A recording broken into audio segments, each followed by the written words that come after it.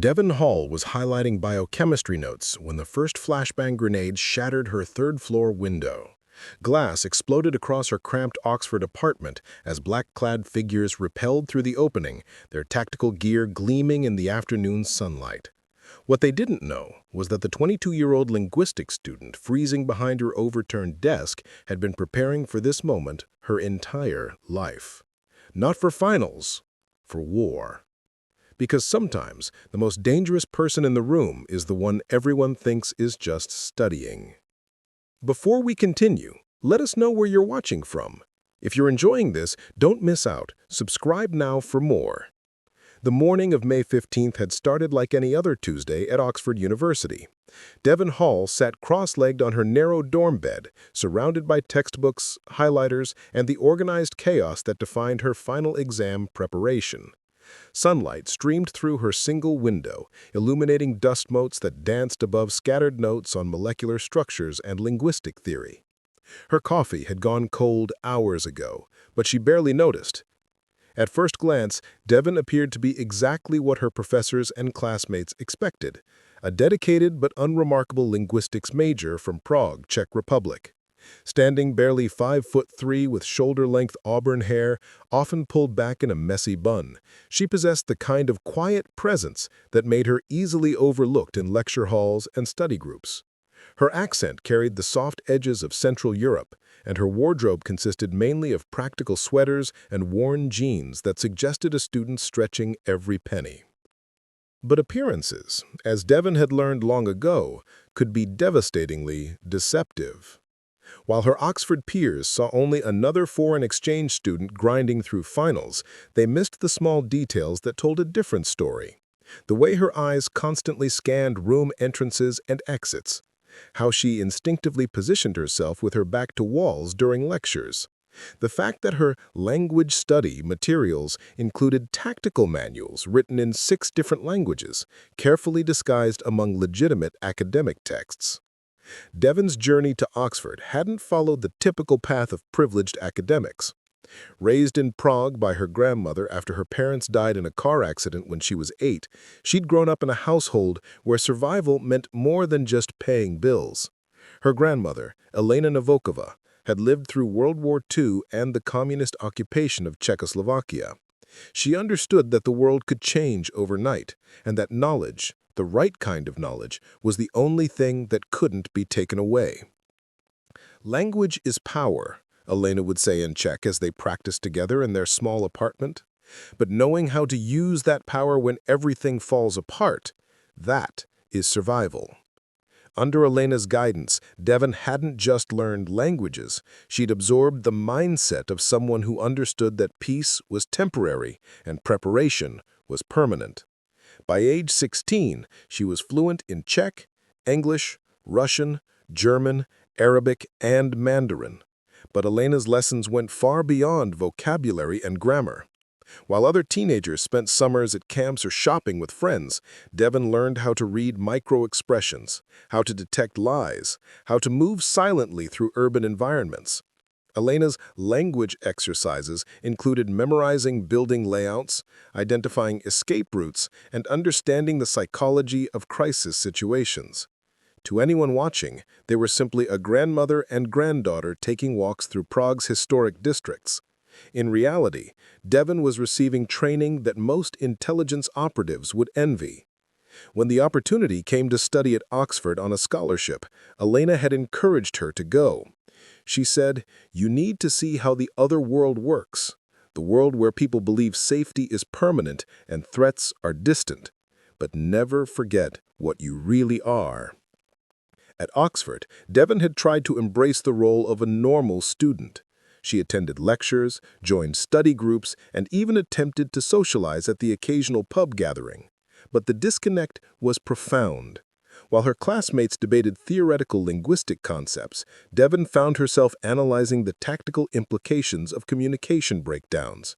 When they worried about exam grades, she wondered how their sheltered academic understanding would hold up if the comfortable world they took for granted suddenly collapsed.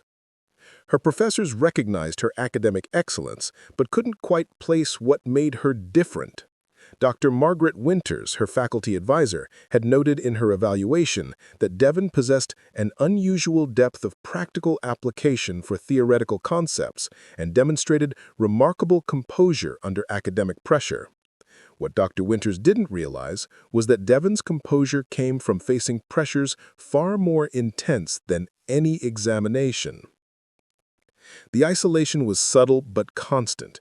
During group projects, Devyn's suggestions often carried a practical edge that made her teammates uncomfortable. When discussing historical linguistics, she'd reference real-world applications that went far beyond academic theory. Her insights were invariably correct, but they revealed a perspective that didn't fit the ivory tower environment of university life. She'd learned to suppress most of these instincts, to appear as normal as possible, while maintaining the skills Elena had taught her. Her apartment was strategically chosen: third floor for security, multiple exit routes, clear sightlines to the street below. Her daily routines included subtle surveillance detection, and she maintained caches of supplies that her roommates assumed were just quirky organization habits. As finals week approached, Devyn threw herself into studies with the same methodical precision she applied to everything else. Her biochemistry notes were color-coded and cross-referenced. Her linguistic analysis papers demonstrated insights that impressed even her most demanding professors.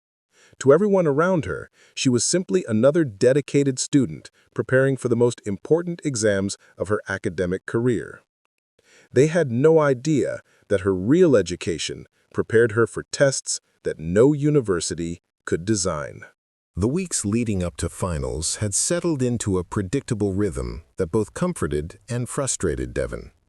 Each morning, she attended Dr. Harrison's Advanced Psycholinguistics seminar, where 23 bright minds dissected the relationship between language and human behavior from the safety of theoretical frameworks. Her classmates, mostly from privileged backgrounds across Western Europe and North America, approached these concepts with the casual confidence of people who'd never needed to apply psychological manipulation for survival. During one particularly heated debate about crisis communication, Devyn had made the mistake of suggesting that linguistic patterns during interrogation scenarios revealed more about power dynamics than standard conversational analysis. The suggestion had been met with uncomfortable silence, broken only when James Whitfield, a baronet's son from London, had chuckled and said, "Christ, Devyn, you make it sound like you've actually been in a police state." The comment had been meant as harmless academic banter, but it struck closer to truth than James could have imagined. Devyn had simply smiled and redirected the conversation back to safer theoretical ground.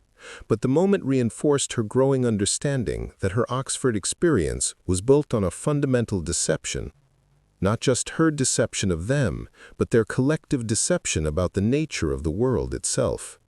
Her fellow students lived in a bubble of assumed safety.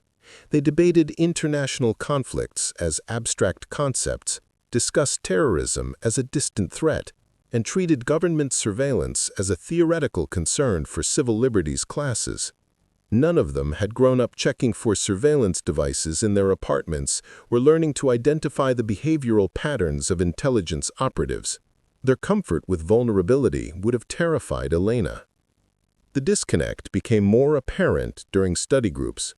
While reviewing for their upcoming linguistics final, her study partner, Sarah Mitchell, a cheerful blonde from Manchester studying international relations, had expressed excitement about her post-graduation plans to join the diplomatic corps.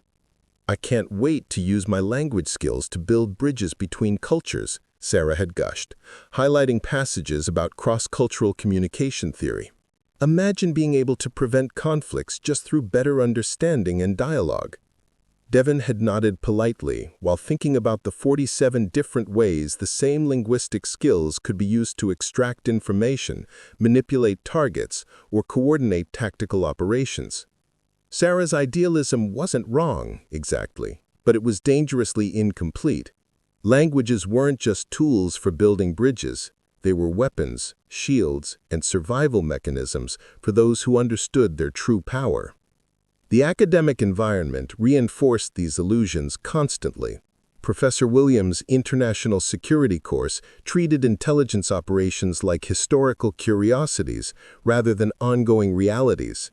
Students wrote papers analyzing Cold War espionage with the same detached perspective they might use to study medieval warfare, as if such activities belonged to a distant past rather than continuing in more sophisticated forms all around them. Even the university's security measures reflected this comfortable naivety. Access cards that could be easily cloned, CCTV systems with obvious blind spots, emergency procedures that assumed threats would be external and announced rather than internal and subtle. Devyn had mapped every vulnerability within her first month on campus, not out of any malicious intent, because Elena's training made such assessment automatic. Her professors praised her academic work while remaining completely unaware of its practical applications. Her paper on linguistic patterns in high-stress environments had earned top marks from Dr. Winters, who'd commented on its remarkably insightful theoretical framework.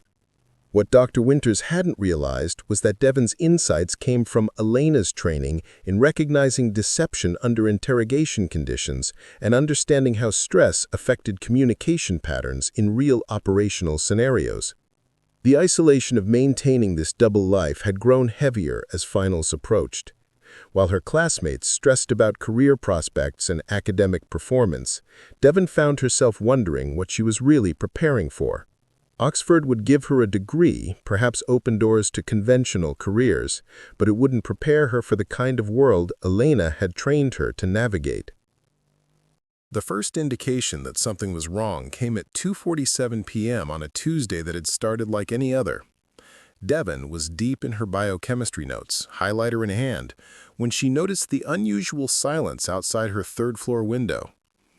Oxford streets were never completely quiet during the afternoon, but the normal sounds of student chatter and traffic had been replaced by something that made Elena's training kick in automatically. The kind of controlled quiet that meant professionals were moving into position. She set down her highlighter and moved to the window with practiced casualness, appearing to stretch while actually scanning the street below. 3 vehicles that hadn't been there an hour ago. 2 men in maintenance coveralls who stood too straight and moved with too much purpose.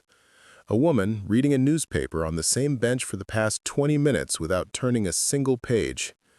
Devyn's pulse quickened, but her movements remained calm as she retreated from the window. This could be anything.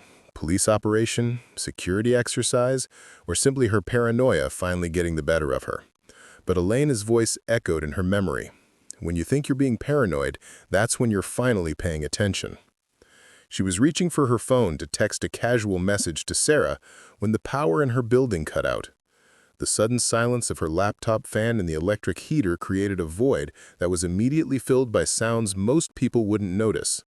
Muffled radio chatter from the street, the soft thud of boots on the fire escape, and the barely audible whir of helicopter rotors approaching from the east.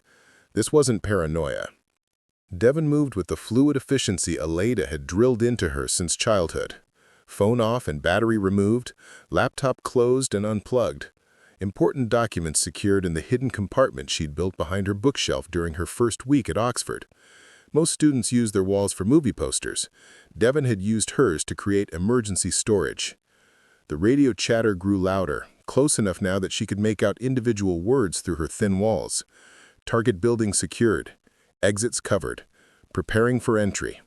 The professional precision of the operation impressed her even as it terrified her. This wasn't local police or campus security. This was military. She grabbed her emergency bag, a small backpack that her roommates thought contained extra school supplies, but actually held everything she'd need to disappear. Cash, fake identification Elena had taught her to create, basic medical supplies, and a change of clothes. The bag had been packed and ready since her first day at Oxford, updated regularly but never used. Until now. The sound of boots in the hallway was followed by sharp, authoritative voices speaking in clipped American accents. Sweep the floor, every room. Devyn recognized the communication patterns from Elena's training. These were special operations personnel, possibly Navy SEALs based on their tactical vocabulary and movement discipline. But why were American Special Forces conducting an operation in an Oxford dormitory? And more importantly, what were they looking for?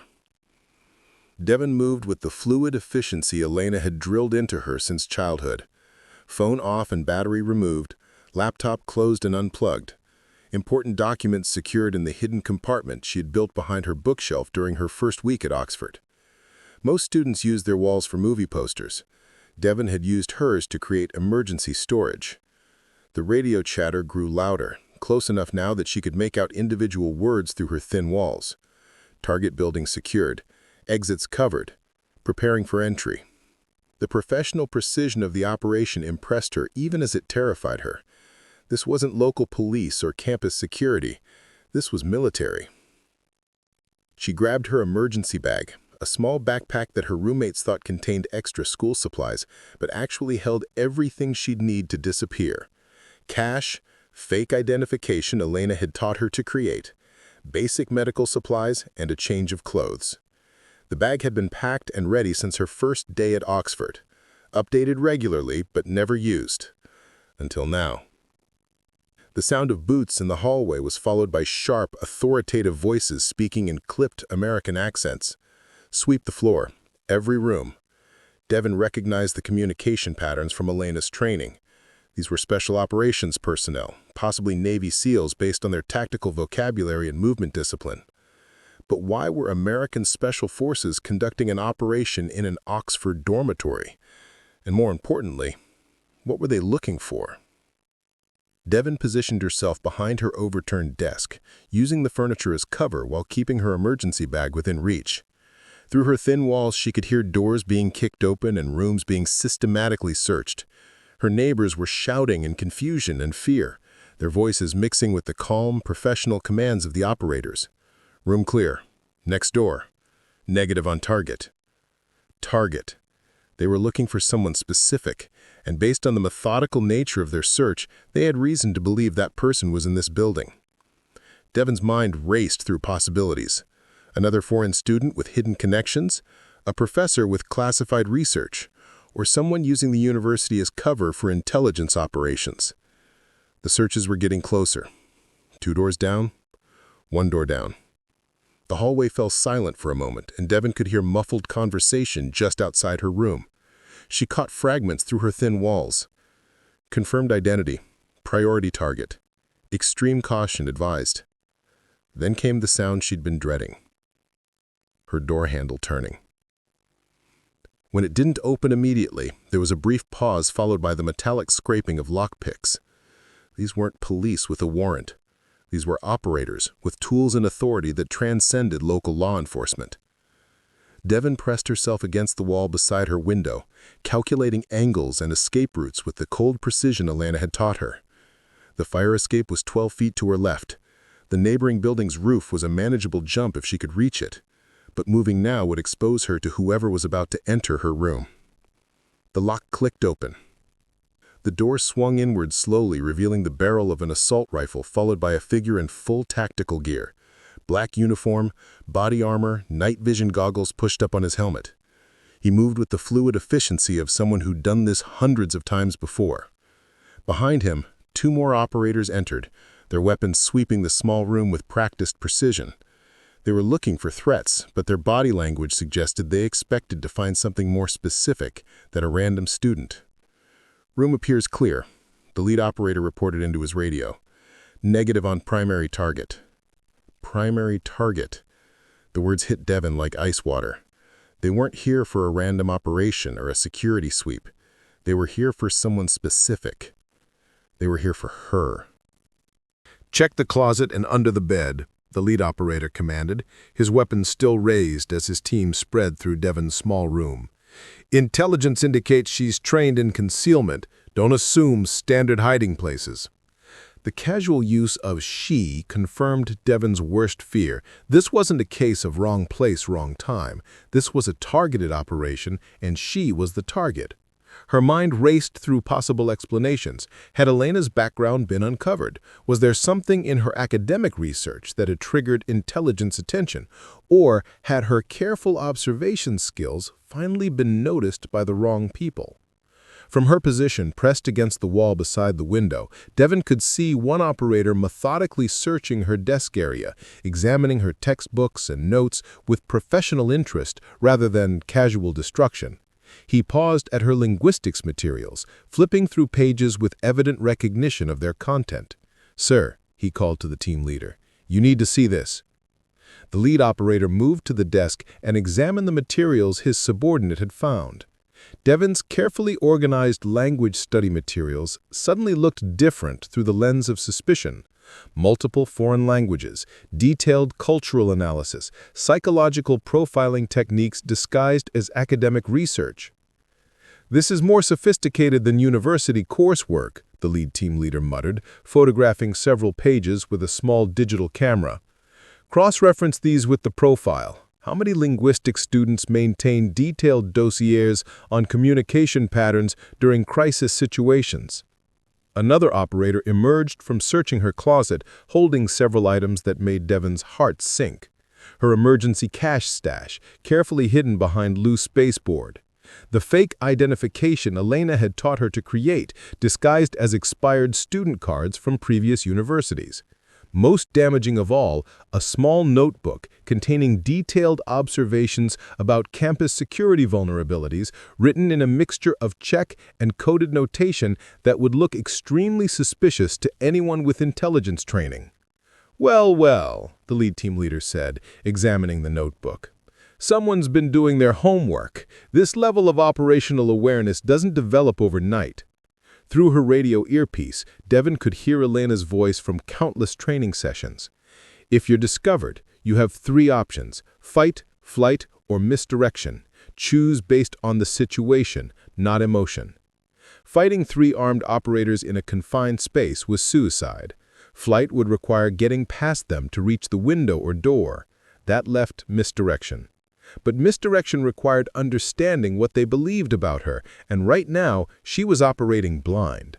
Why was an American Special Operations team conducting what appeared to be an intelligence-gathering mission against a Czech linguistics student? The pieces didn't fit together in any way that made sense from her perspective. The lead operator's radio crackled to life. "Alpha Team, this is Command. Status report."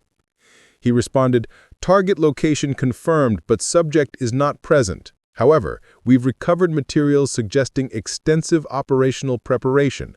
This isn't a student command. Someone's been running a very sophisticated cover." A pause, then Command's voice.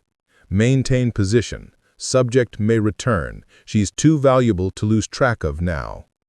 Valuable. The word sent chills through Devyn's system. In intelligence operations, people became valuable for 2 reasons: because they had information someone wanted or because they had skills someone needed. Given the level of resources being deployed for this operation, it was likely both.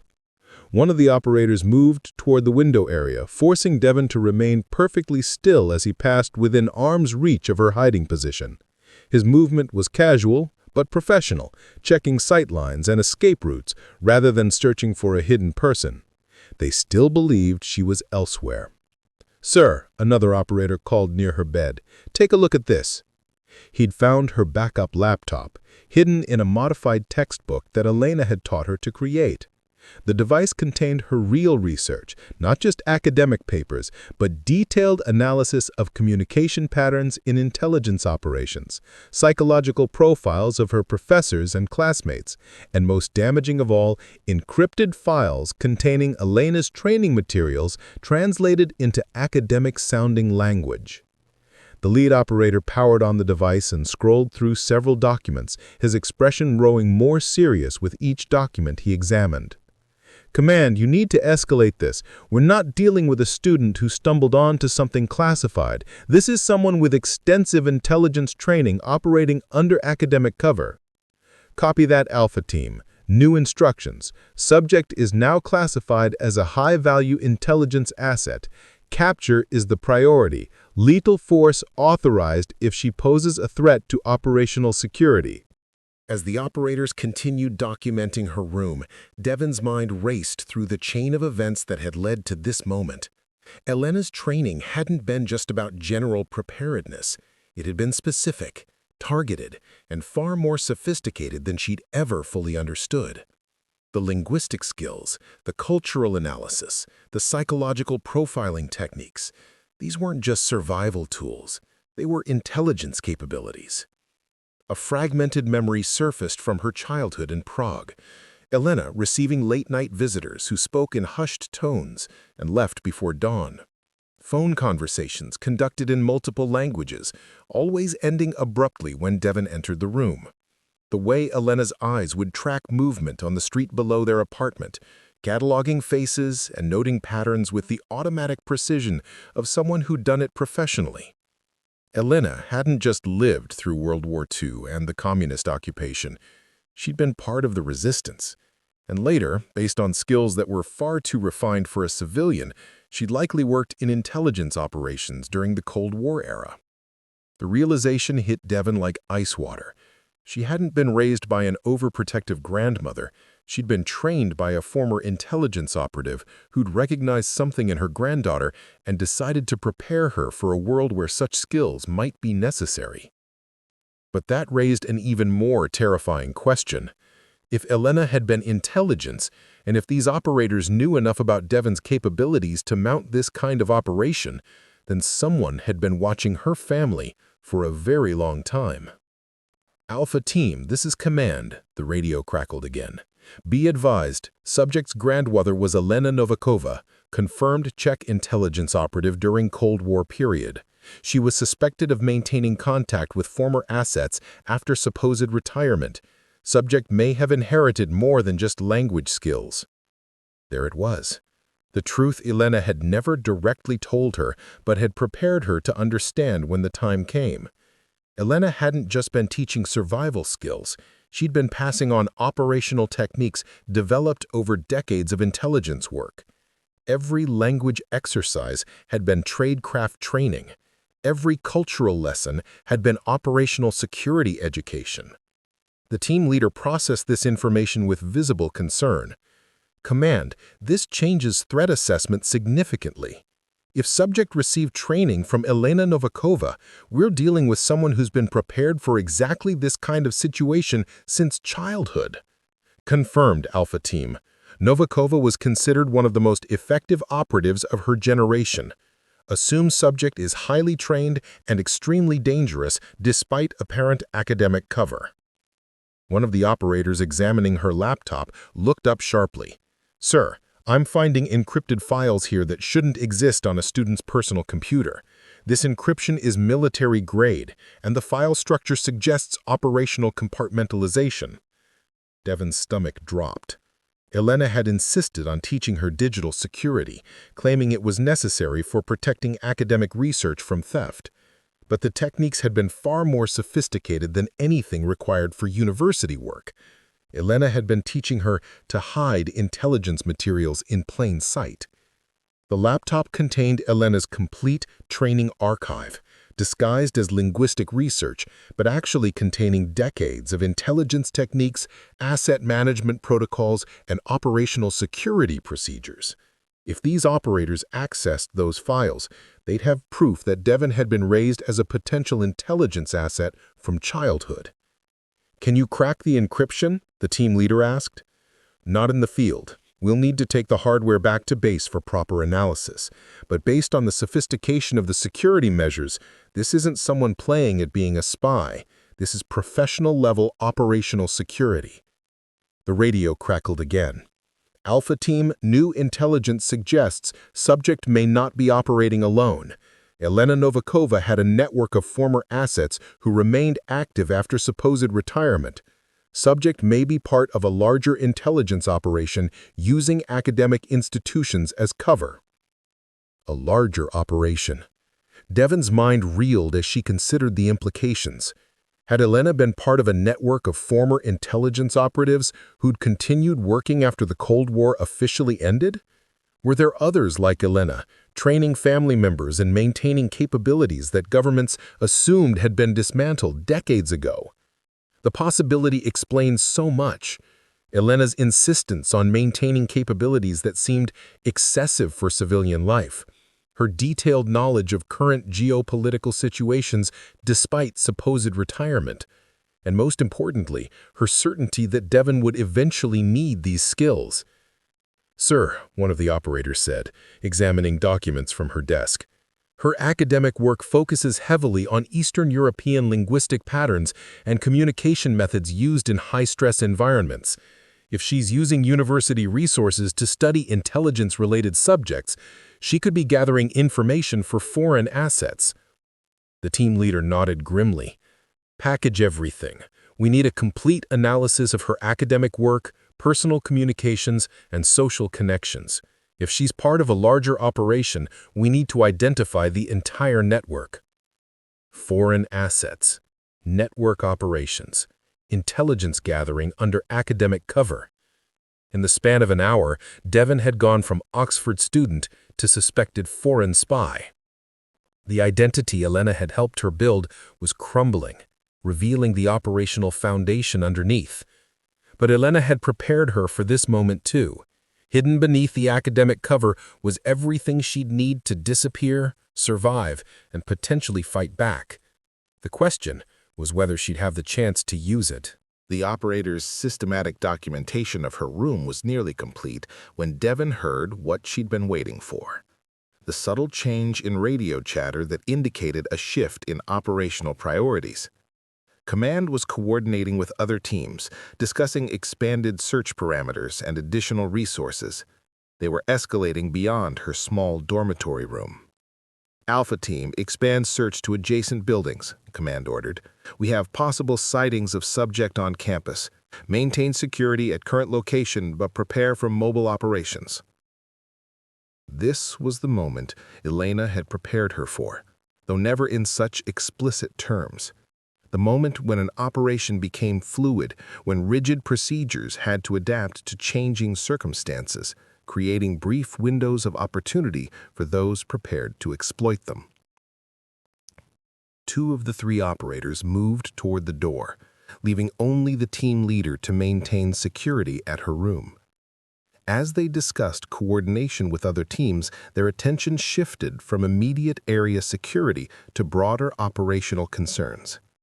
Elena's voice echoed in Devyn's memory. When professionals become focused on the larger picture, they sometimes lose sight of immediate details. Devyn counted heartbeats, measuring the operator's positioning and attention patterns. The team leader was monitoring radio communications while examining her laptop.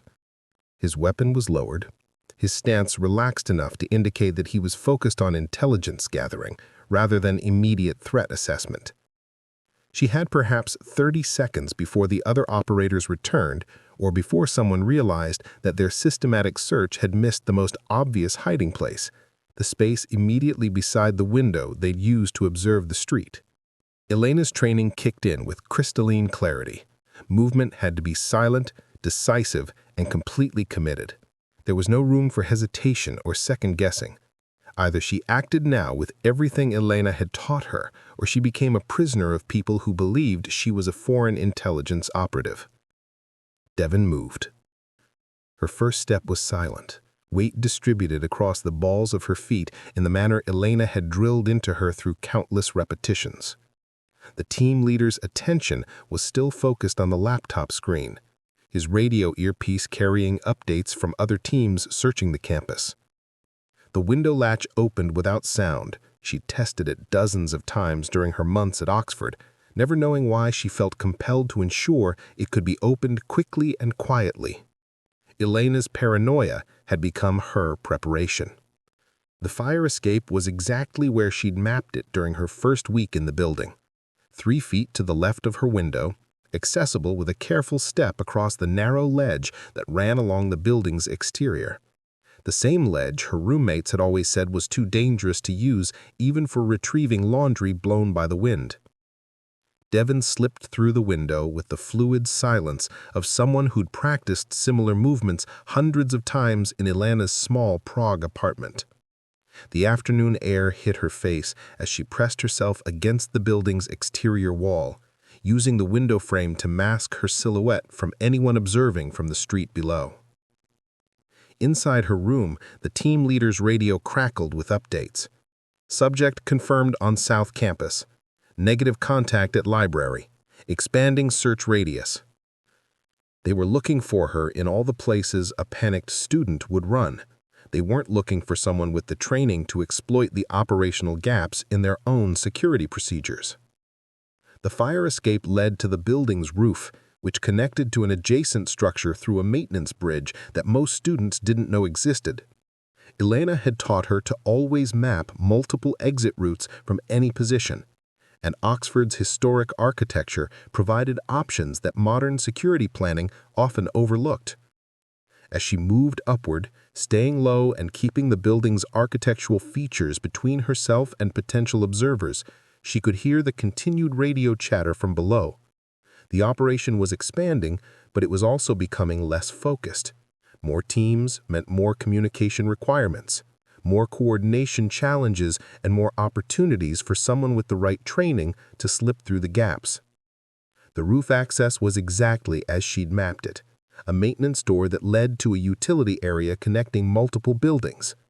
From here, she could reach the neighboring academic building, descend through service corridors, and emerge several blocks away from the original search area. But escape was only the first step. Elena's training had always emphasized that survival meant more than just getting away. It meant understanding why you were being hunted and what resources you had available to change the situation. As Devyn moved across the rooftop, keeping low and moving between ventilation equipment and architectural features that provided cover, her mind was already working through Elena's methodical approach to crisis analysis. Who had ordered this operation? How had they identified her? What did they know about Elena's background? And most importantly, what assets did she have available that they hadn't yet discovered? The answers to those questions would determine whether she was running toward temporary safety or permanent exile. Behind her, she could hear shouting from her room as the operators discovered that their target had vanished from a supposedly secure location. Elena would have been proud. The abandoned maintenance tunnel beneath Oxford's Radcliffe camera provided exactly the kind of concealment Elena had taught Devyn to seek. Forgotten infrastructure that existed in the gaps between official maps and public awareness. She discovered the entrance during her first month at university, cataloging it as a potential safe house without ever imagining she'd need to use it for actual operational purposes. Now, crouched in the darkness with her emergency bag and Elena's encrypted laptop, Devyn faced the reality that her academic life was over. The Navy SEAL operation had been too sophisticated, too well-informed, and too specifically targeted for this to be a case of mistaken identity. Someone had been watching her, probably since before she'd arrived at Oxford. The laptop's encrypted partition contained more than just Elena's training materials.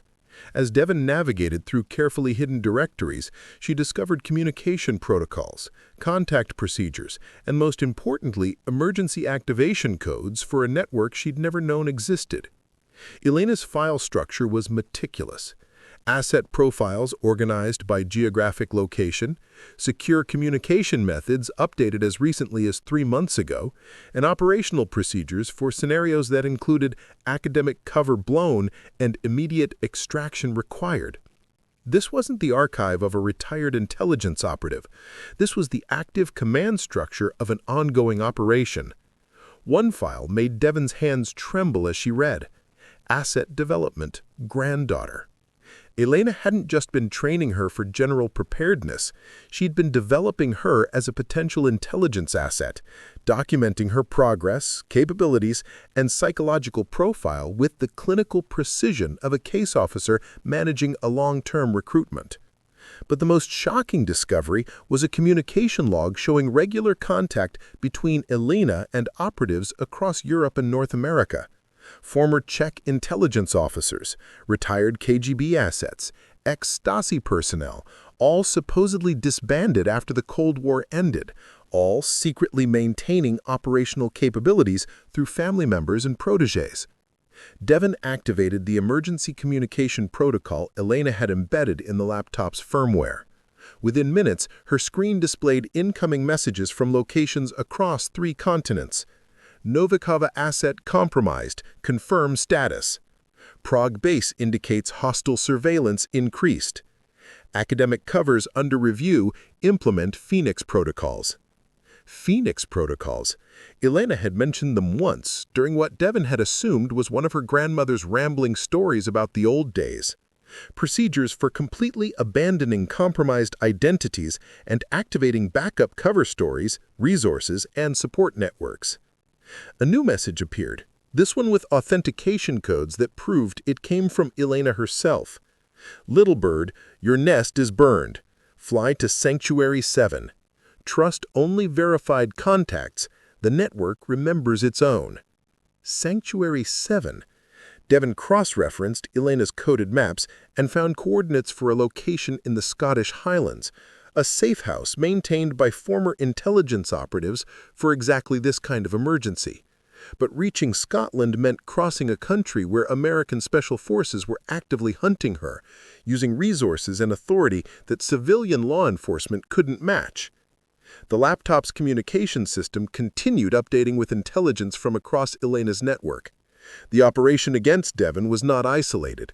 Similar raids had occurred simultaneously in Berlin, Prague, and Montreal, targeting other academic covers that had been maintained by former Eastern Bloc intelligence operatives. Someone had identified the entire network and was moving to roll it up systematically. The question was whether this was official American intelligence policy or something more specific and personal. An encrypted file from Elena provided part of the answer. Blackwater Protocol activated. Novak files compromised. Assume total exposure. Elena's real surname was Novak, not Novikova. She'd been using a cover identity even with her own granddaughter. And the Novak files, according to the intelligence summaries streaming across Devyn's screen, contained operational details that could expose intelligence assets and methods still in use decades after they were supposedly retired. The Americans weren't just hunting Devyn because of her training.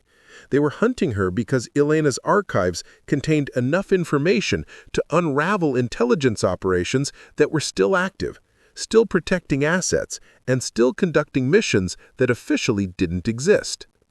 Devyn's communication system chimed with an incoming call using voice encryption protocols Elena had taught her years ago.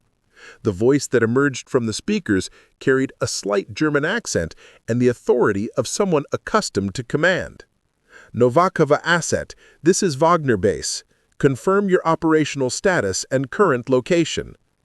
Elena had told her stories about Hans Wagner, East German intelligence, later freelance operations, officially dead according to government records, but actually coordinating former assets across Northern Europe.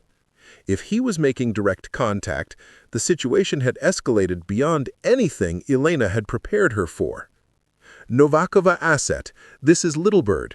Status is mobile and uncompromised. Current location is Oxford, England. Hostile forces are active and pursuing.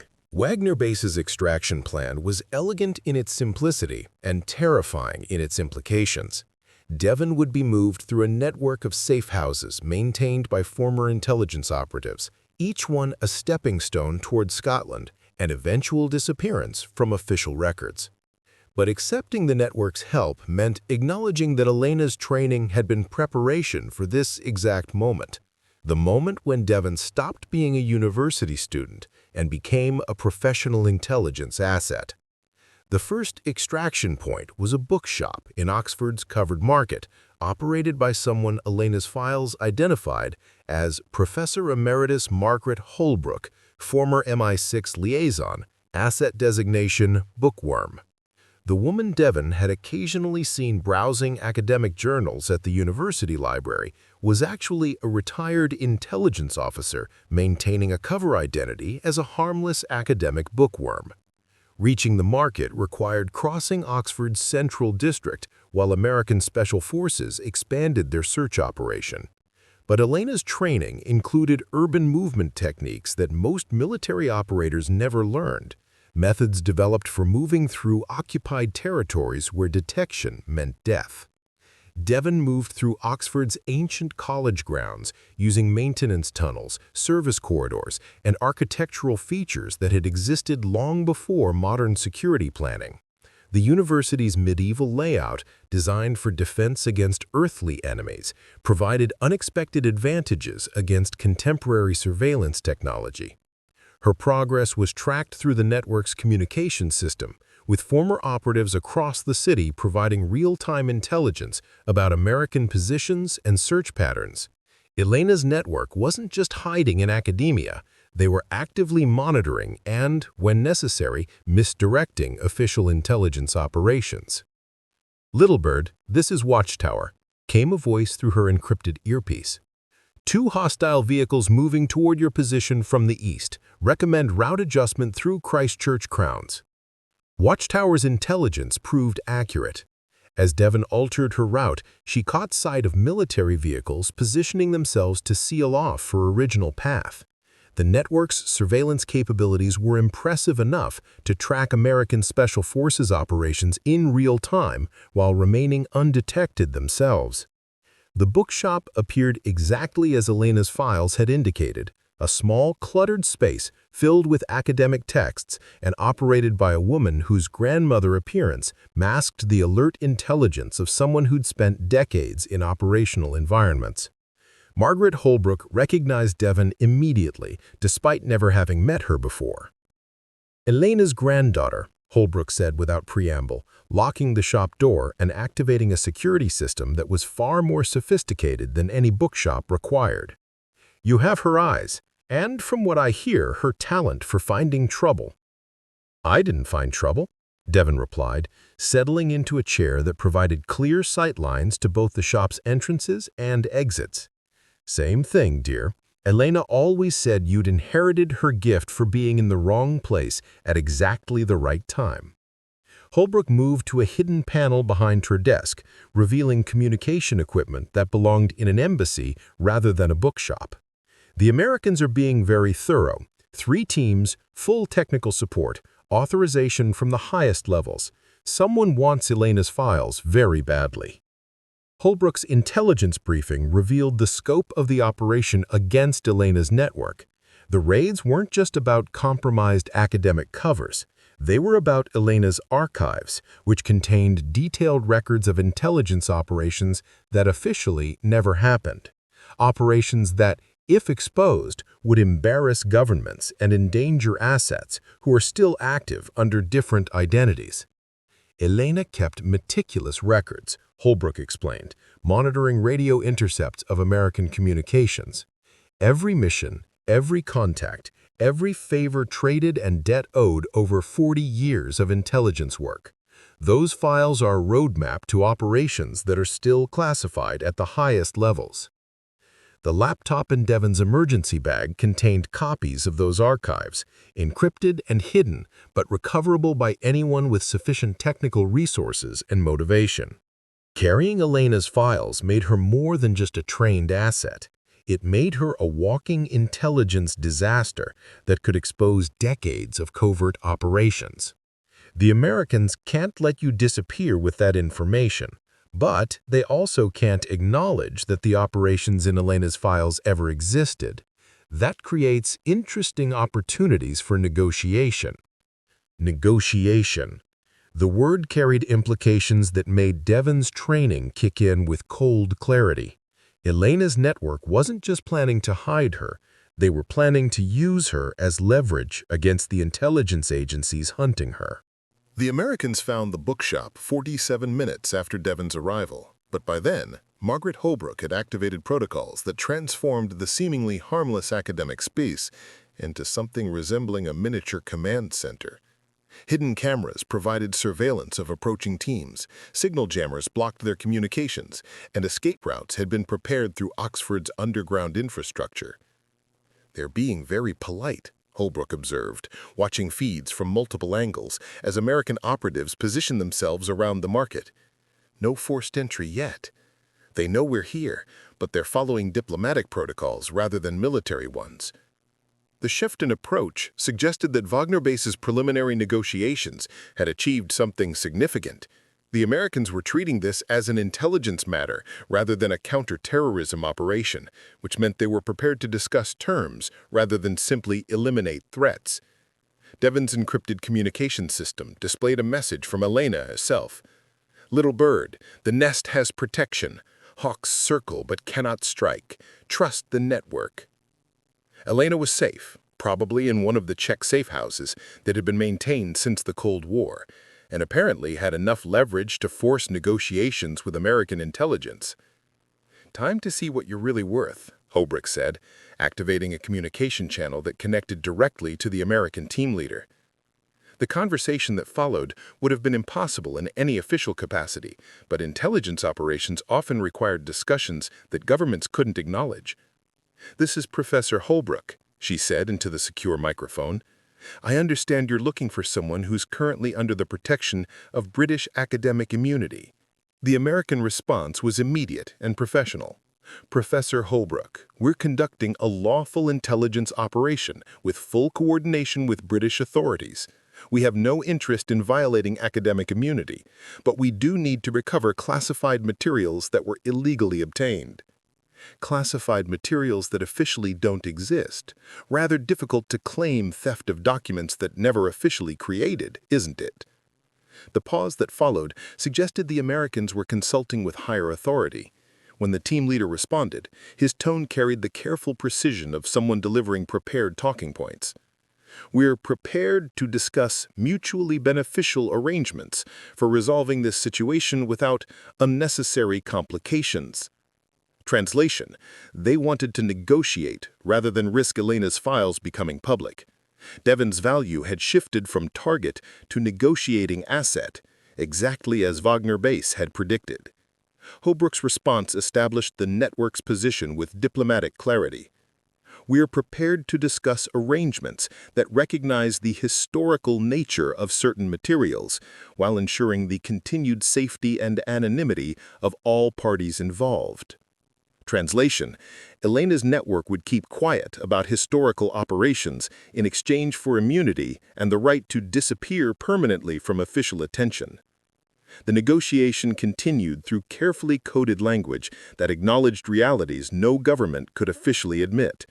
Elena's files contained evidence of operations that had violated laws, treaties, and international agreements. Making them public would embarrass multiple nations and endanger assets who were still active under different identities. But the files also contained evidence of American operations that had achieved important intelligence objectives through methods that couldn't be officially acknowledged. Elena's network was offering to protect American secrets in exchange for the freedom to maintain their own continued existence. "The individual you're seeking has no interest in publicity or disclosure. She simply wants to complete her education and live a quiet academic life.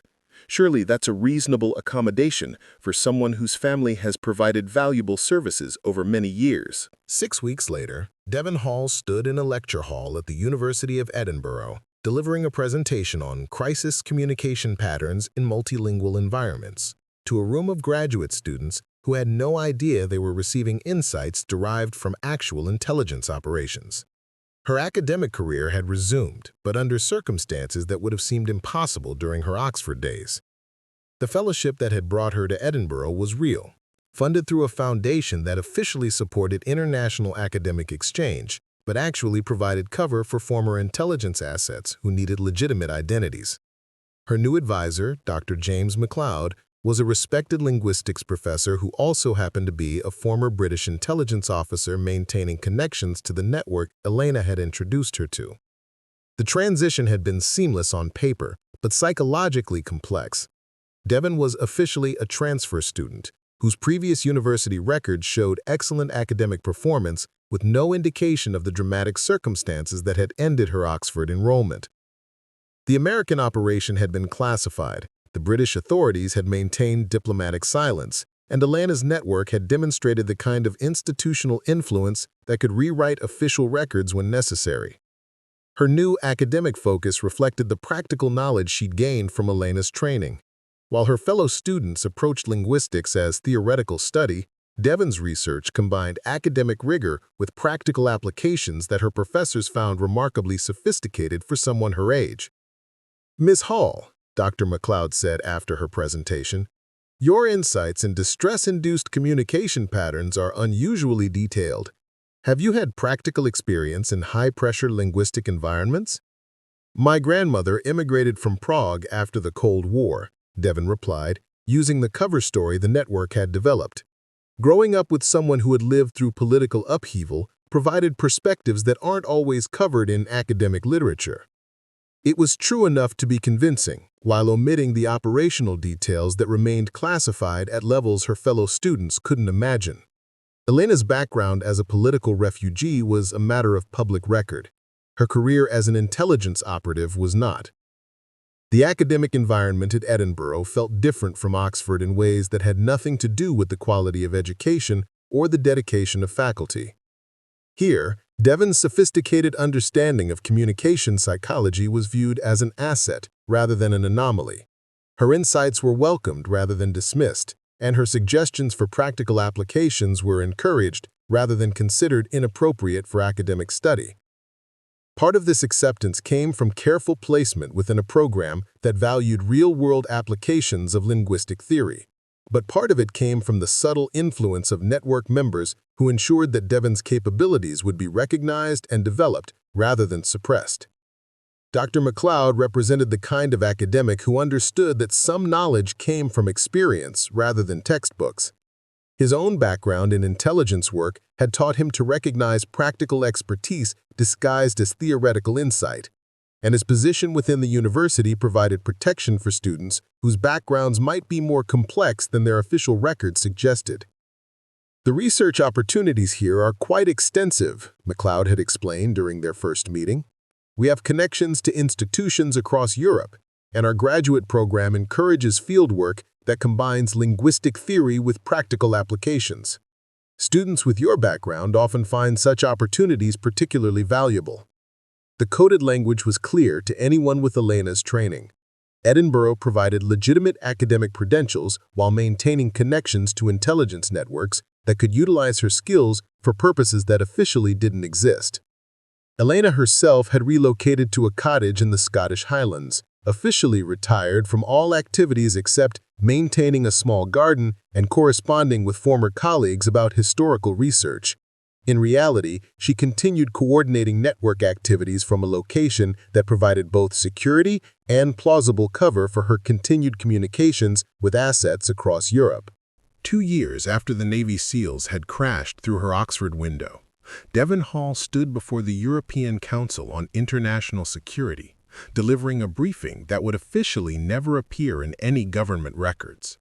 Her academic credentials from Edinburgh provided perfect cover for what was actually an intelligence assessment on communication patterns used by terrorist networks operating across multiple linguistic boundaries.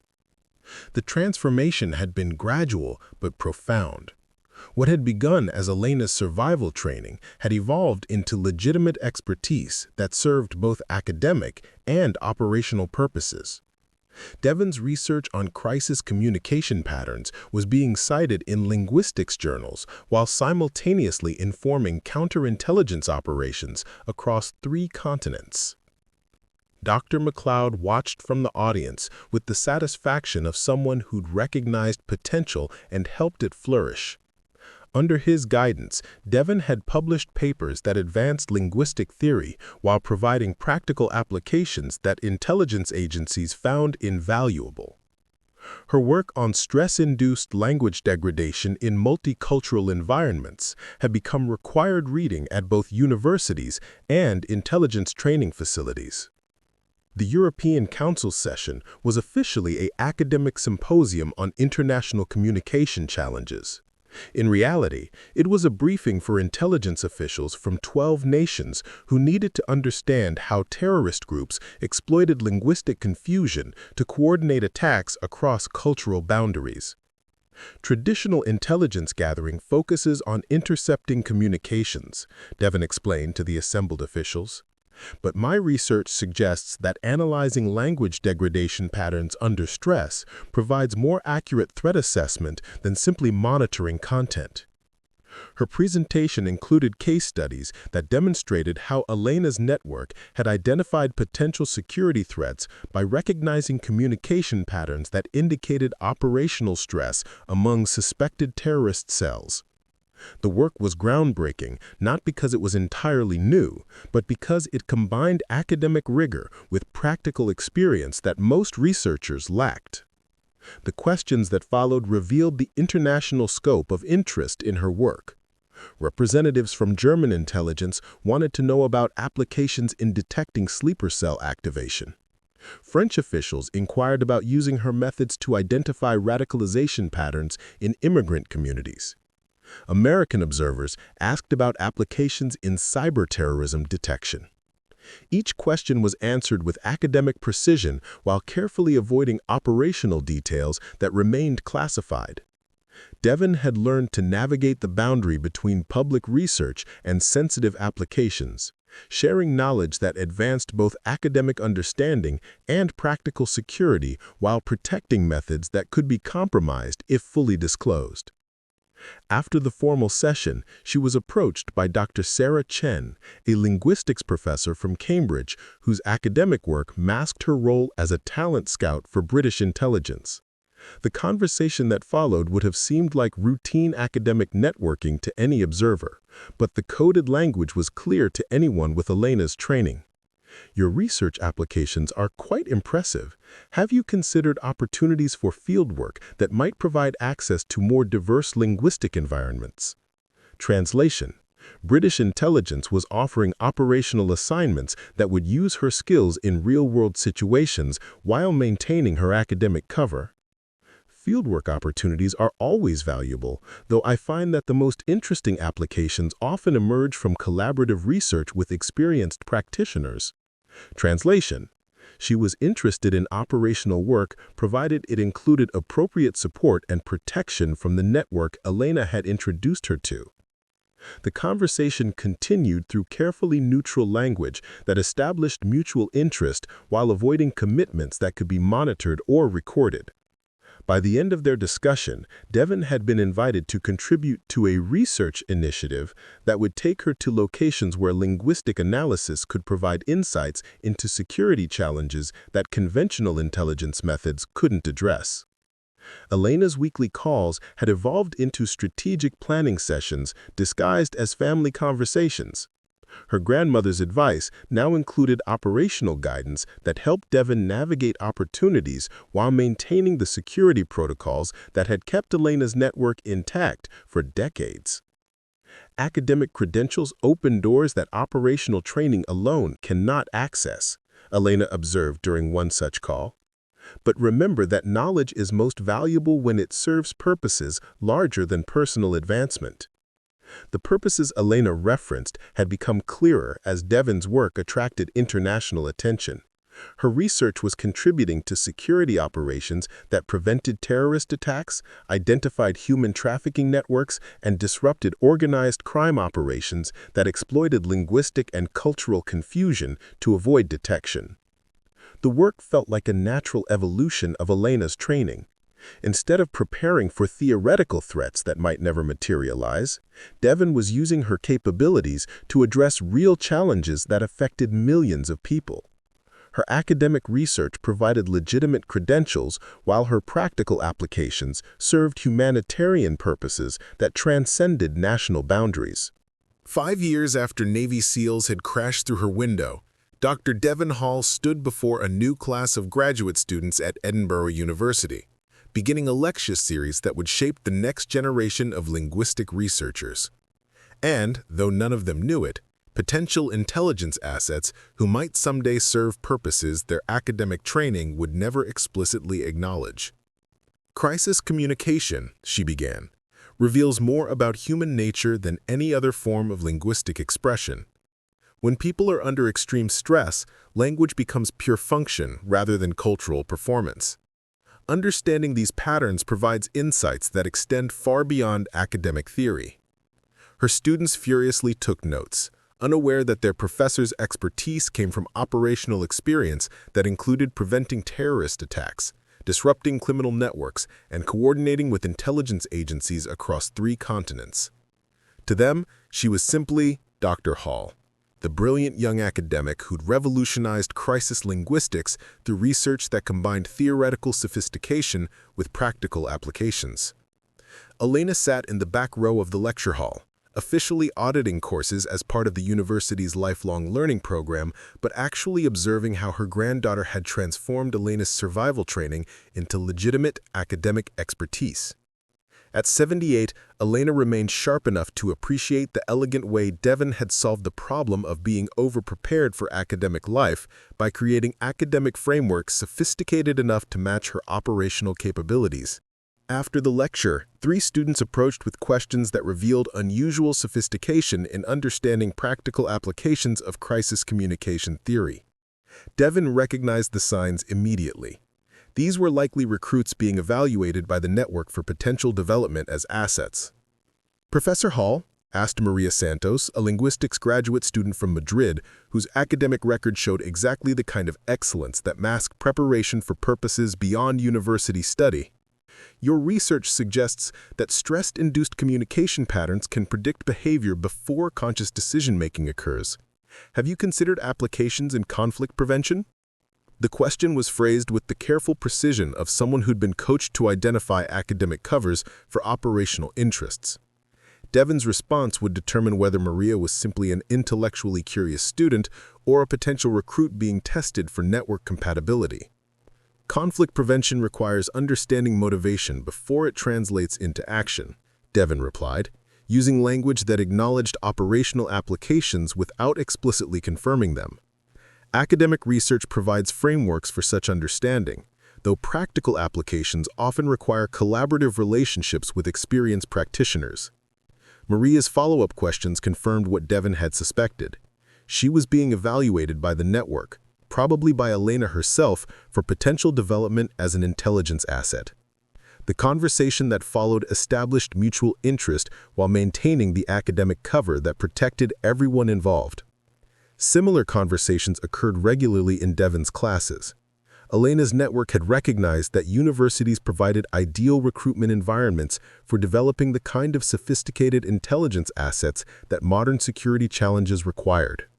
Instead of training operatives who then needed academic covers, they were identifying academically gifted individuals who could be gradually developed into operatives while maintaining legitimate scholarly credentials. The approach had proven remarkably successful. Over the past 3 years, 12 of Devyn's former students had accepted research opportunities that took them to locations where their linguistic expertise served intelligence purposes while advancing their academic careers. None of them officially worked for intelligence agencies, but all of them contributed to operations that made the world marginally safer while building scholarly reputations that would serve them throughout their careers. Elena's weekly visits had become informal strategy sessions where grandmother and granddaughter discussed how to identify, evaluate, and develop potential recruits while maintaining the academic legitimacy that made such recruitment possible. Elena's decades of intelligence experience combined with Devyn's understanding of contemporary academic culture had created recruitment methods that were both effective and ethically defensible. "The most dangerous operatives," Elena observed during one such conversation, "are those who don't think of themselves as operatives at all. They simply think of themselves as scholars whose research happens to serve practical purposes that make the world better." It was an accurate description of what Devyn had become, and what she was helping her students become.